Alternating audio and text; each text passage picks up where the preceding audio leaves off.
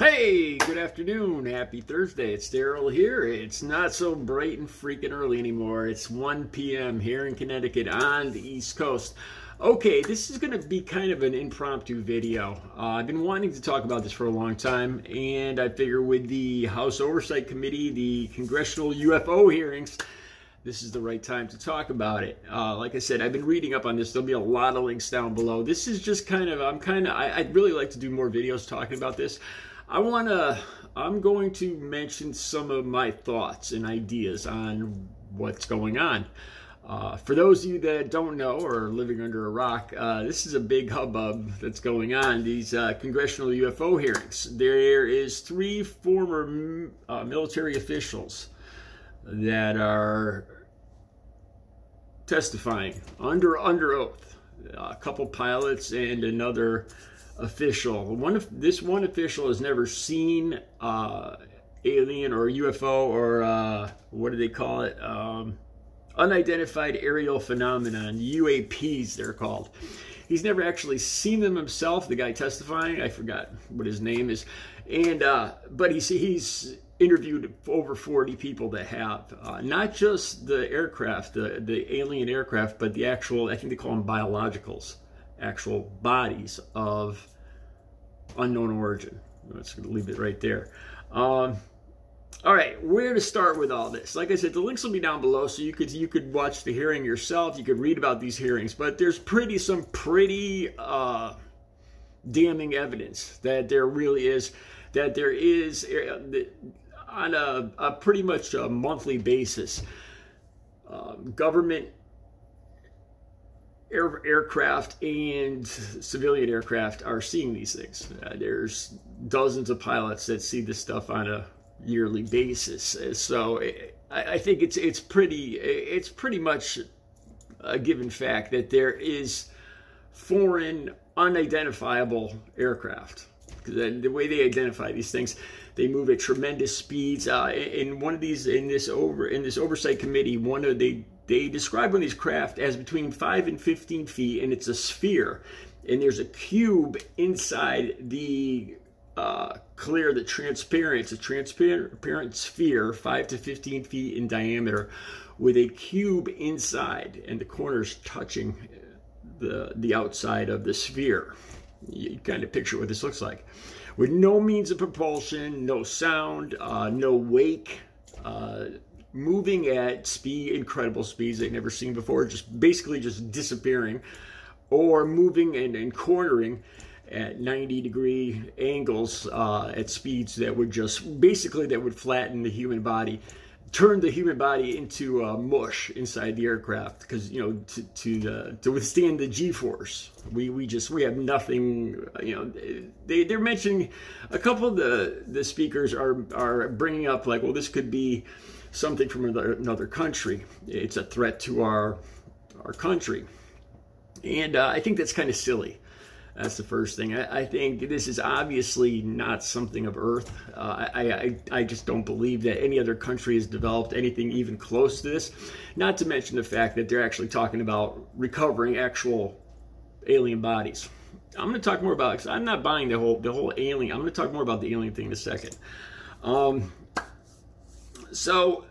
And then they're talking about, well, this has to come out, this is being hid from the public, it's being hid from Congress, there's money being siphoned into these secret black ops, that they're reverse engineering these aircraft. These are what they're insinuating in this testimony, that there is government groups that have retrieved these aircraft, these alien aircraft and alien bodies, and they're reverse engineering the aircraft to get our technology today, like some of the new stuff that we're coming up. There's even talk, like some of the stuff on our cell phones, like how did that just pop up all of a sudden in the last decade, or the last century or half century, all of a sudden we've come up with, we've advanced things really very fast, and there's a lot of speculation that's because of reverse engineering.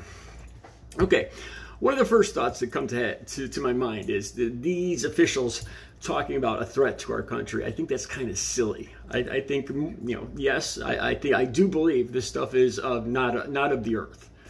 And there's a reason I say that again. That it might not just be alien. Now, I'll get into that in a second.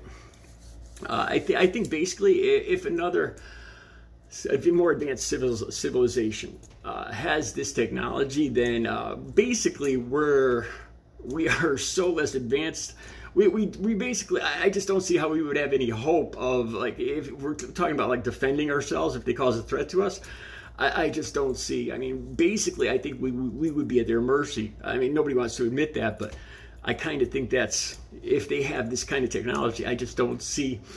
I mean, on one hand, the technology that they're talking about is in propulsion and travel, and not specifically in weapons or that kind of engineering. So maybe they are peaceful. Maybe to get to that advanced level, thousands of years ahead of where we are now, that they would have had to come more civilized, so they didn't wipe each other out. That's a possibility. So that a more advanced civilization would not be warlike. Okay, this is a big factor. The Columbian exchange. When a very advanced civilization comes in contact with a less advanced civilization, and what comes to mind is I'm part Native American. What happened when Columbus and the whole thing with Europe coming over to North and South America. It pretty much means such meetings have generally led to the destruction of the less culturally advanced civilization. If you look at the contact, like this contact, when the European settlers came here, it tends to wipe out the less advanced culture's beliefs. If aliens were to come here, where would the talk on religion and God go? There would be a massive movement away from the church. I mean, how do you reconcile God and Jesus and the Bible and beings from Alpha Centauri? Alpha Centauri would be the closest solar system, by the way, which is about 4.25 light years away. Using our technology, we're talking, I think it's something ridiculous, like 60,000 years away or something like that. Something like 7,000 generations of human beings to get to the nearest solar system. Okay, so obviously they'd have to be much more advanced to get here. And like I said, this is why I think this would be one of the reasons why the government couldn't come out. I mean, I don't know what's going to happen in the future. It's interesting, going to be interesting to see, because if the government were to come out and actually say, yeah, here it is, here's an alien aircraft, here's an alien body, there's going to be people that won't believe it. They'll think it's some kind of military op. They'll flatly refuse to believe it. I think a lot of people will be like that because, like I said, the impact that would have on religion and our government.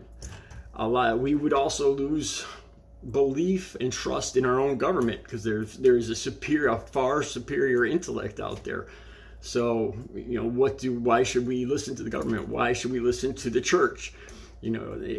Like I said, it tends to wipe out the less culturally advanced. This is one big reason why I'll link down below. It's from Wikipedia. It's called the Columbian Exchange. I had another idea too, though. What if there was a threat from somewhere else, like a more advanced civilization? I think before we were enslaved or wiped out, it might bring all Earth, our whole planet, together. If there was, it might wipe us out, but it might bring us together. It might force us to lose belief in everything we hold dear, or some people hold dear. The government, having families, having kids, Christmas, God, Jesus, might go all out the window. Some people that will be meaningless if there was a more advanced culture moving in. But it could also bring countries together, because then we would have one thing uniting us, our humanity. So you see, it could go either way. Here's the big thing. And I want to discuss all this more in upcoming videos. I'm just kind of broaching different little pieces here and there, and I want you guys to give me comments on this. Okay, now here's the big one. Seeing as Alpha Centauri that's the nearest habitable planet. Alpha Centauri has, I believe it's a triple star system. a red dwarf, and three suns total. And there's 2 planets. One of them is in what they call the Goldilocks zone, the habitable zone. It could possibly be like an Earth. I think it's called Proxima B. And then there's also Proxima C, which might not be habitable. So the closest planet that we have discovered outside of our solar system, the 9 planets: Mercury, Venus, Earth, Mars, Jupiter, Saturn, Uranus, Neptune, and Pluto. Yeah, I know Pluto might. I'm not sure. I've lost track. Is it a planet now or not a planet? I've lost track. The distances here, I've been reading up on, let's see, ion drives, fusion ramjet drives, antimatter engines. I love this stuff. Here's some of the books I have. This is no new subject for me. This is one of my favorite books, 50 Physics Ideas. This is fantastic. Just opening up nuclear fission, photoelectric effect, and it explains the butterfly effect, chaos theory. I love this book. It's just a basic primer for physics. Makio Kaku. You guys know I'm bad at names. I love this dude. He's one of the most advanced physicists since Albert Einstein. There he is right there. You guys seen him before. I got 3-4 of his books. Physics of the Impossible, Parallel Worlds. And this is real stuff. This is real possibility, future stuff. Hyperspace. Here's the thing. We're talking such incredible distances. I don't know if you guys have heard of the Alcubierre drive, warp bubble drive. And this is the only thing I think could work.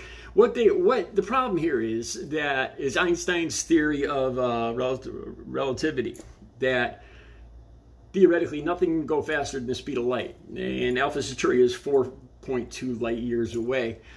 As an object gets closer to the speed of light, which I believe is 186,000 miles per second, the object gets heavier and more mass. And then once it hits the speed of light, the only thing that can go the speed of light is light. The only thing that can go that fast. And once it becomes infinitely heavy or dense or massive. So that's Einstein's theory of relativity. But the theory, the Alcubierre warp drive would warp. I'm trying to really simplify this. It contracts the space in front of the spaceship, and it would expand, kind of if you took a blanket and pulled it up and then pushed and pulled yourself, and it would create a bubble. So as this bubble with your spaceship in it moves, you're not actually violating Einstein. It's kind of like a cheater effect. It's bending or warping space-time by stretching it and pulling it and being in a bubble. So you would go faster than a light beam. Like if we were to take this Alcubierre drive to Alpha Centauri, we would go faster than a light beam by warping the area around the spaceship. I know it's some heavy stuff. The interesting thing is a light beam inside the bubble, everything would be the same inside the bubble. There would be no, and this would also solve the problem of acceleration and deceleration. Because if you're going, these insane speeds, our bodies would turn to mush. As it would take lifetimes and thousands of years just to accelerate and decelerate, so that we wouldn't be mashed and turn to liquefy. Our bodies wouldn't liquefy against the walls of the craft we're traveling in due to the gravitational force of acceleration and deceleration. And the Alcubierre warp drive would solve that problem by warping the space-time inside the bubble. Very cool. Okay, here's the big one. I have doubts that this is people, beings, and spacecraft from Alpha Centauri, from another solar system, from another galaxy. I mean, we're talking hundreds of thousands of light years when we're talking about another galaxy away. Just distances that are just insane, even using the Alcubierre warp drive. Here's my theory. There's 3 different possibilities here. Stick with me. One is these beings are from another solar system, like the Alpha Centauri solar system or star system, or from even further. They just have technology, just like if Christopher Columbus saw a Corvette today, and it would look like freaking magic to him. You know, he would think it was possessed by demons or something. It would be totally unexplainable to somebody like Christopher Columbus's time, or even going farther back than that, Jesus's time, back in the year, say 30 AD. You know, if somebody at that time, from 2,000 years ago, were to see a Corvette, I'll just pick a Corvette because it looks cool. You know, they would think it's magic. You know, you wouldn't even be able to explain to them how it works. None of it would even make sense. Even if you explained it to them, it still wouldn't make sense, because the theory, you know, none of it would make sense. And that's a possibility, that these other cultures have been around longer and have become more peaceful, so that they managed to survive a longer, because less advanced cultures, warlike cultures, would end up just wiping themselves out. All right. What if there's three possibilities: a different solar system, different space, a different part of the universe, the galaxy. What if they're from a different dimension, the multiverse? This is something that scientists and physicists have